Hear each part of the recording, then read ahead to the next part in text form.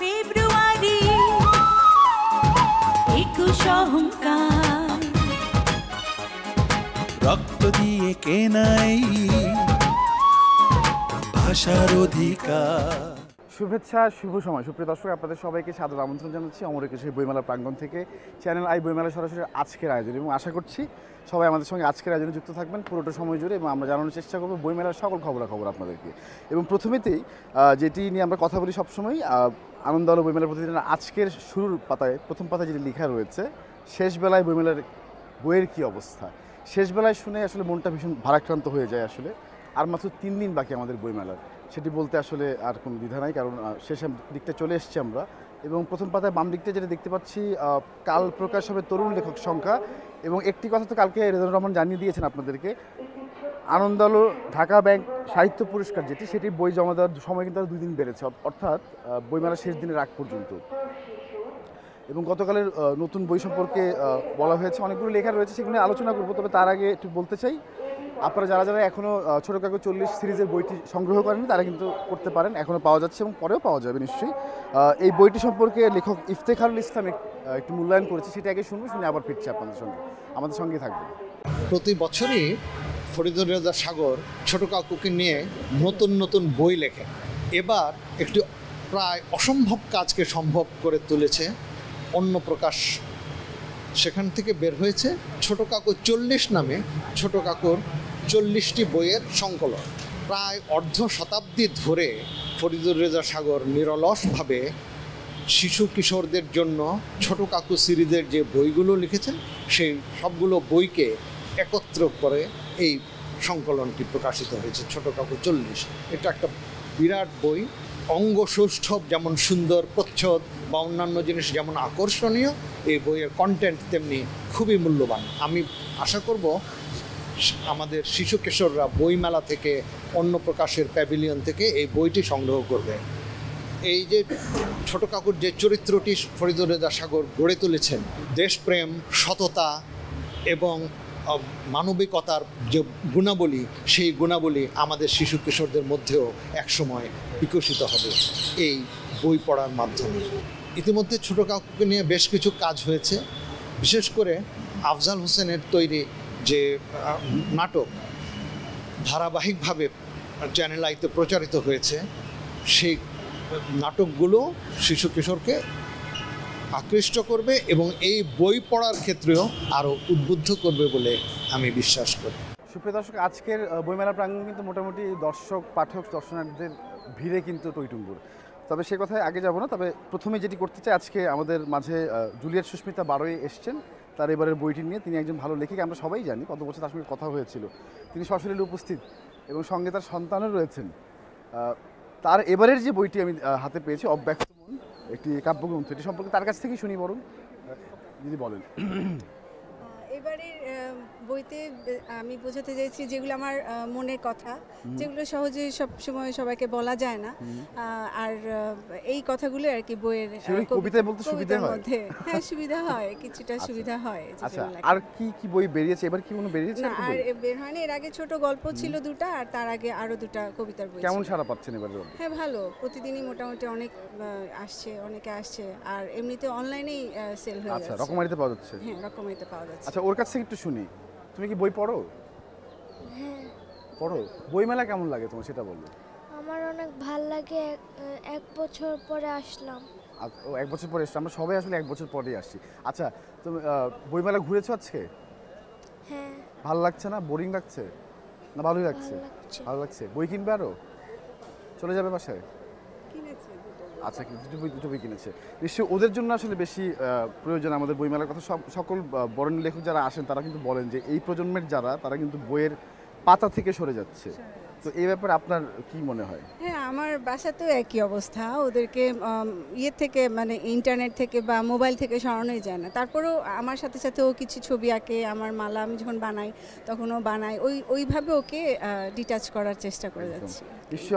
অব্যক্ত মনের জন্য অনেক অনেক শুভকামনা। কোথায় পাওয়া যাচ্ছে দর্শক একটু বলে দিয়ে যান। এটা পাওয়া যাচ্ছে কি যেন প্রকাশনীটার নাম ভুলে গেছি। আচ্ছা, আসলে আমি বলে দিচ্ছি দর্শকদেরকে। নিশ্চয়ই আপনি ভালো থাকবেন। আপনার বইয়ের জন্য অনেক অনেক শুভকামনা রইল। অব্যক্ত মন পাওয়া যাচ্ছে 21শে বইমেলার স্টল নাম্বার 36-এ। নতুন প্রকাশে প্রিয় দর্শক। আমরা আমাদের সঙ্গে আরেকজন লেখক আছেন, তাদের সঙ্গে কথা বলবো। ও চমৎকার একটি বই। ওয়ালাইকুম আসসালাম, কেমন আছেন? ভালো আছে, ধন্যবাদ। কান্তজির কাকতালীয় কাণ্ড, জি। সাইমন মহসিন লিখেছেন। কি নিয়ে লেখা? এইটা একটি সামাজিক ও রাজনৈতিক থ্রিলার প্লাস সাসপেন্স গল্প। এটা আমার লিখতে 6 বছর সময় লেগেছে। এটা আমার প্রথম উপন্যাস। 6 বছরে লিখছি আমি এই গল্পটা। এটা আমি নিজে সাংবাদিকতা করেছি, তারপরে আমার বাস্তব জীবনে প্রফেশনাল জীবনে আমি অনেক জায়গায় চাকরি করেছি। তো ওগুলা থেকে ছোট ছোট ঘটনা, আপনার যে অভিজ্ঞতাগুলো সেগুলো নিয়ে এটা কল্পকাহিনীর মধ্যে আমি তুলে ধরেছি এটা। তো এখানে আসলে যদি দেখেন, এখানে আপনার ধাঁধা, রহস্য, প্রতিপত্তি, রাজনীতি, দুর্নীতি সব কিছু কথা এখানে বলা আছে, মানে সব কিছুই আছে। আমি বলবো, আশা করি এটা আমি ভুল হবে না, কিন্তু এবারের বইমেলা এবং বাংলাদেশের ইতিহাসে সবচেয়ে জটিল প্লট এবং একাধিক ক্যারেক্টার একসঙ্গে এসে 6 বছর গবেষণা হয়েছে, জেনে হওয়ার কথা। আর কেমন সারা পাচ্ছেন এমনিতে?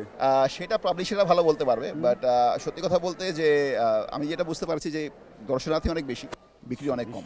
জি, এটা তো আছেই। জি। কোথায় পাওয়া যাচ্ছে দর্শকদের আমন্ত্রণ জানান? এইটা সরেও প্রকাশনীতে 133 এবং 134 নাম্বার স্টলে পাওয়া যাচ্ছে এখন, এবং স্বাভাবিক অনলাইনে যে পোর্টালগুলো আছে সেখানে পাওয়া যাচ্ছে এটা। প্রিয় দর্শক, সাইমন মহসিনের এই বইটি পড়ার অনুরোধ হলো সবাইকে। তিনি 6 বছর এটার পিছনে অতিবাহিত করেছেন। আন্তরিক ধন্যবাদ আপনাকে, ভালো থাকবেন। আমাদের সঙ্গে 24-এর কন্যারা লেখা শিরোনামে একটি বই তার হাতে দেখতে পাচ্ছি, রহিমা আক্তার মু। আমি গতকালকে এই বইয়ের মোড়ক উন্মোচন অনুষ্ঠানে ছিলাম এবং চমৎকার একটা আয়োজন সেখানে হয়েছিল, অনেক নারীদের উপস্থিতি ছিল সেখানে। আপনি যদি বলেন মু এইটার ব্যাপারে, বইটি সম্পর্কে। এটা হলো বইয়ের নাম দেখে বোঝা যাচ্ছে 24-এর কন্যারা। তো কন্যারা বলতে এখানে মোট 25 জন কন্যাদের জুলাই আগস্টে অংশগ্রহণ করা, তাদের যে কোথায় কোথায় কোন অবস্থানে ছিল, তারা কিভাবে আন্দোলনের সাথে তাদের অবদান এবং তাদের ভূমিকা সেগুলো আছে। আর প্লাস এখানে আমার একটা ডায়েরি আছে, সেটা হলো আমার 24 দিনের ডায়েরি। 24-এর সাথে মিল রেখে আমার 24 দিনের ডায়েরি আর 25 জন কন্যার অংশগ্রহণ এখানে লিপিবদ্ধ করা হয়েছে। তো এখানে আমাদের ঢাকা ইউনিভার্সিটির স্টুডেন্ট, জাহাঙ্গীরনগর এবং বরিশালের আছে, খুলনার আছে, চট্টগ্রামের আছে, বিভিন্ন জায়গার, আমার নোয়াখালীর আছে, আর একজন আছে দেশের বাহিরেরও আছে, সে হলো আমার মেয়ে, ফিনল্যান্ডে থাকে। ওইখানেও তাদের আন্দোলন হয়েছে, তারা আন্দোলন করছে। সে সব মিলে আমি এই বইটা করেছি। বাহ, চমৎকার। কেমন সারা পেলেন আসলে এটা লিখে? না, বইটা এসছে 21 ফেব্রুয়ারি আসছে, সে থেকে এই পর্যন্ত বইটা সারা আমি ভালোই পাচ্ছি, যেটা শুনছে যে বইটা পছন্দ করছে পাঠক। আর বইটা পাওয়া যাচ্ছে কলি প্রকাশনী 489, 90, 91, 92 স্টলে। 24-এর কন্যারা এই বইটির জন্য অনেক অনেক শুভকামনা রইল। রহিমা আক্তার, আপনাকে ধন্যবাদ, আপনার জন্য অনেক অনেক শুভকামনা। আমাদের ডান দিকে দুজন লেখক আছেন, লেখক এবং লেখিকা আছেন। আমি লেখিকার হাতে দেখতে পাচ্ছি চলো বদলে যাই, লিজি আহমেদ। লিজি আহমেদ কী নিয়ে লেখা বলবেন, এবং সেই সঙ্গে রয়েছেন গল্পগুচ্ছ সননের সিম্ফনি, পলক রহমান লিখেছেন। আমি লেডিস ফার্স্ট, আমি লিজি আহমেদ জিজ্ঞেস করতে চাই, চলো বদলে যাই কী নিয়ে লিখেছেন? এটা আসলে আমার কি বলবো, এটা আত্মকথন বলা যায়।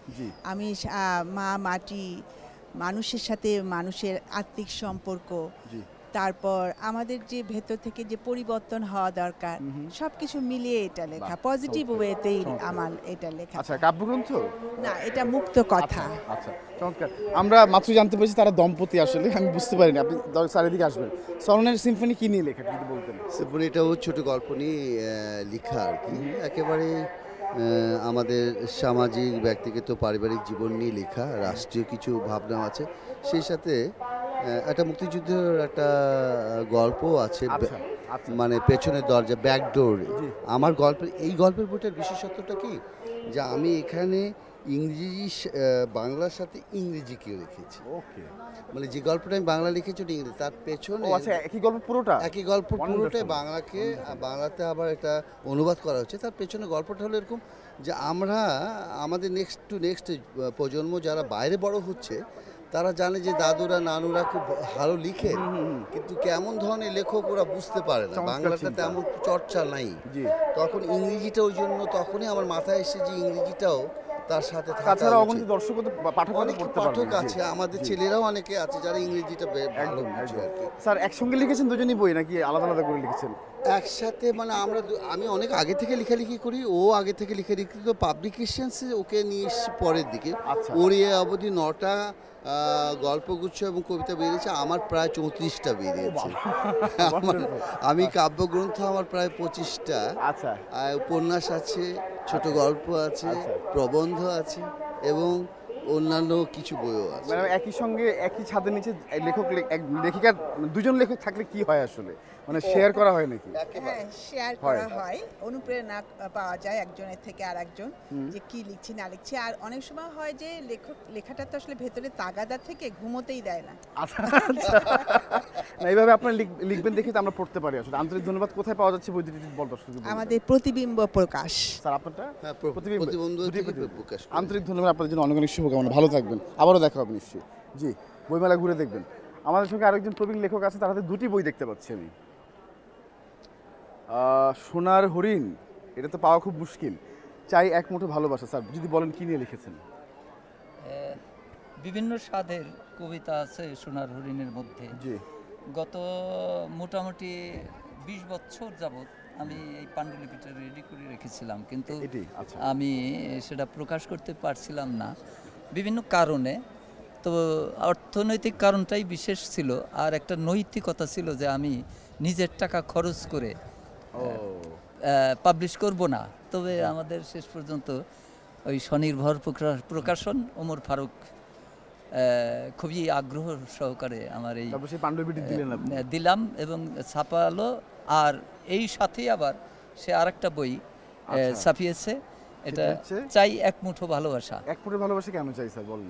এটা পৃথিবীর একমাত্র নিদর্শন ভালোবাসার তাজমহল, সেটাই এইখানে দেওয়া হয়েছে। এবং ভালোবাসা না শুধু, আমার বিভিন্ন স্বাদের কবিতা আছে এটার মধ্যেও। নিশ্চয়ই। স্যার এটা কততম লেখা আপনার, কততম প্রকাশন?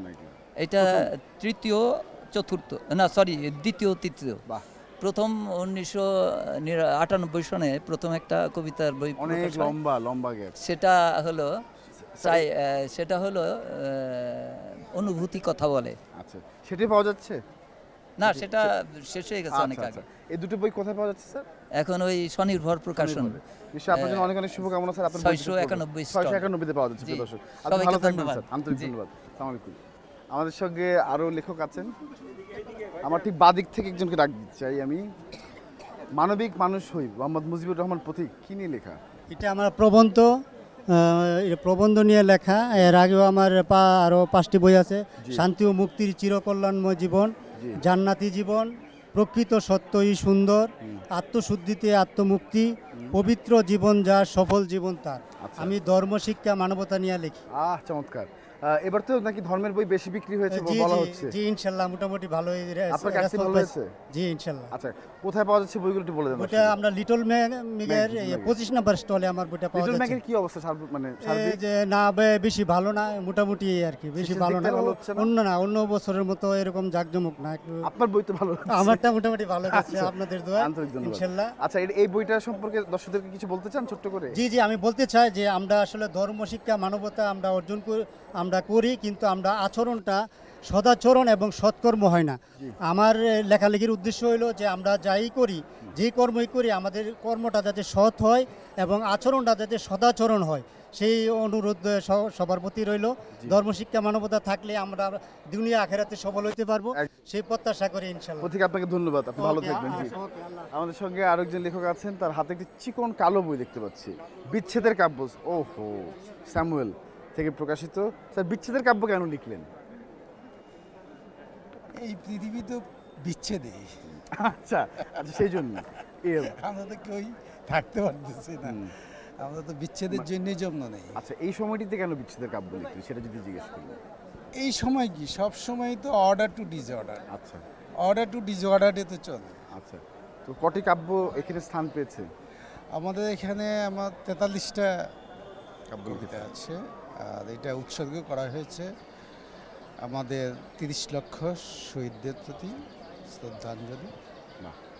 কোথায় পাওয়া যাচ্ছে এটা দর্শককে আপনি যদি বলেন? বাতিঘরে পাওয়া যাচ্ছে। আচ্ছা, কেমন ছাড়া পেয়েছেন এই পর্যন্ত? মূলত আমাদের এই বিচ্ছেদের কাব্য, এটা হলো যে 3য় কাব্যগ্রন্থ, আর পঞ্চম হলো যে আমার গ্রন্থ। প্রথম দুটো হলো যে আমার ফিলোসফিক্যাল বই, একটা হলো যে প্রণয়, আর একটা হলো যে স্যামুয়েলের ডায়েরি। আর এই বইগুলোর মূল বিষয়বস্তুগুলো হলো যে একটু ফিলোসফিক্যাল, তো দর্শন ভিত্তিক।